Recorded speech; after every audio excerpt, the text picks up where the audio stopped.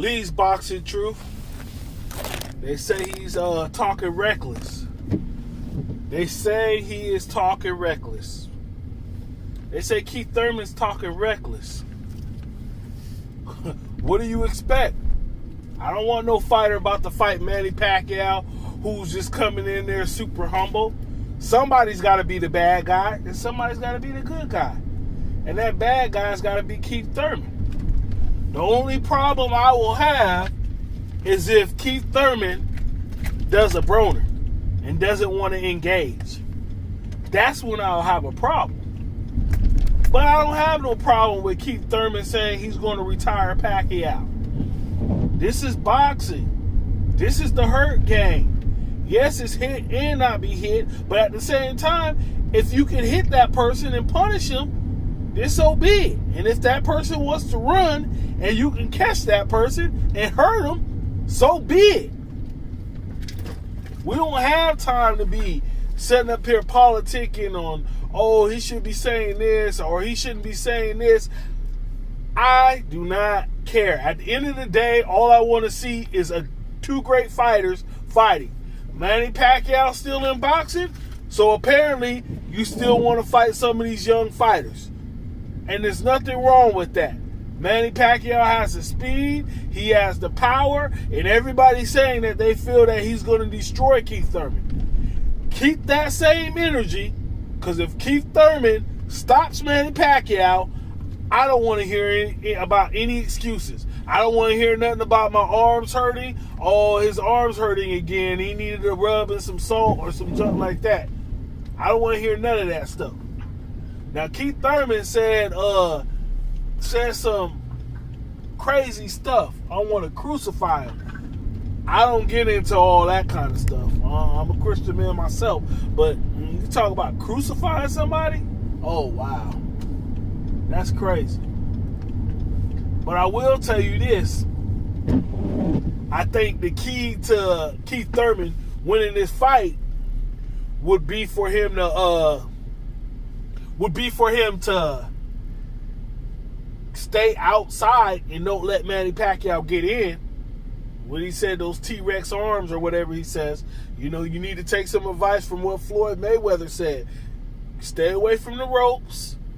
He gets in close. Maybe you might need to wrap up. Maybe you might not. Or maybe you need to work on getting them to circle around and getting them out of his setting up for his combinations. Always keep him moving.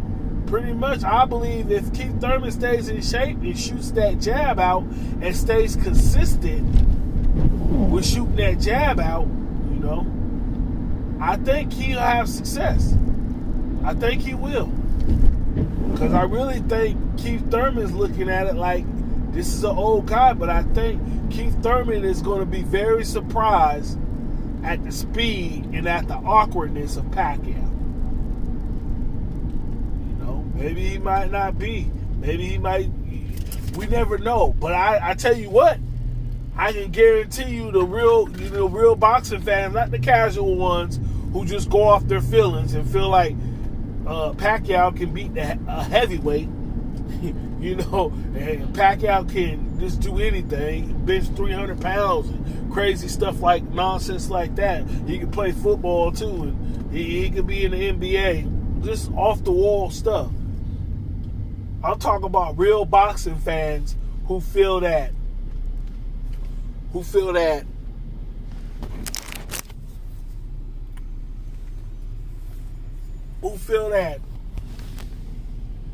a 50-50 fight.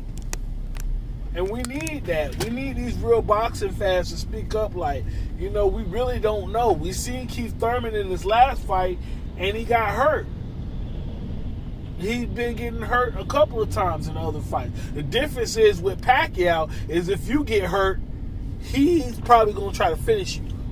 And that lightning speed is like once you hurt, it might be hard to get away from them punches, them combos coming in. But I just feel like Keith Thurman is going to be very conservative or very smooth and kind of slick. They keep calling him slow. I don't think he's slower than Marquez. And Marquez is catching Pacquiao. So he needs to go back and watch some of them